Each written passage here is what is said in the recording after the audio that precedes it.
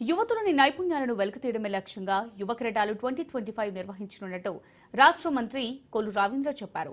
మచిలీపట్నం కలెక్టరేట్లో జిల్లా అధికారులు, కాలేజీ యాజమాన్యాలు, పార్టీ నాయకులతో యువ క్రీడలు 2025 కార్యక్రమ నిర్వహణకు సంబంధించిన సన్నాహక సమావేశం నిర్వహించారు. వివేకానందుడి జయంతి సందర్భంగా గతంలో యువ దినోత్సవాలు నిర్వహించామన్నారు. 2014 నుంచి 2019 వరకు నిర్విఘ్నంగా కొనసాగించామని, యువత జీవితాలను మార్గదర్శనం చేసేలా ఎండమూరి వీరేంద్రనాథ్ లాంటి వ్యక్తులను పిలిచి యువతను ఉత్తేజపరిచామన్నారు.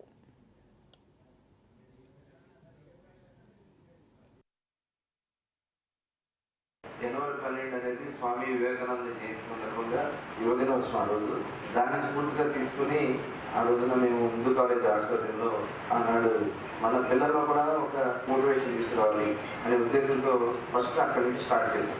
ఆ రోజున మన పద్మావతి కాలేజ్ నుంచి కూడా చాలా మంది పిల్లలు అక్కడ రావడం, అలాగే టౌన్ వివిధ ప్రాంతాల నుంచి కూడా అందరూ రావడం, వాళ్ళలో చూస్తే చాలా ఉత్సాహం కనబడింది. ఒక కసి ఉంది.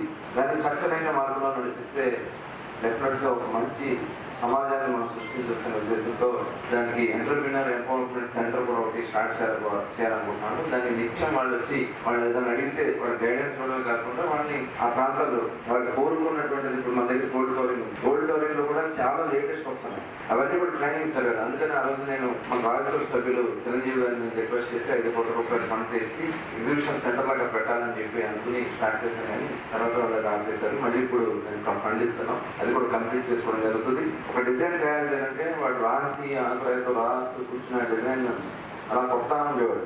ఇవాళ క్యాడ్ ఇవన్నీ వచ్చినాయి కాబట్టి చాలా మంది ట్రైనింగ్ తీసుకుని ఇమీడియట్గా డిజైన్స్, రకరకాల డిజైన్స్ వస్తున్నాయి. కాంపిటీషన్లో వెళ్ళాలి. చైనా కానీ అటు కలకటాలో కానీ చాలా ప్రాంతాల్లో బాంబే డిజైన్ కానీ ఇవన్నీ వచ్చేసి కాబట్టి గోల్డ్ కవరింగ్ కూడా చాలా ఉపయోగపడుతుంది. అది మన వాళ్ళకి తెలియజేయాల్సినటువంటి అవసరం ఉంది.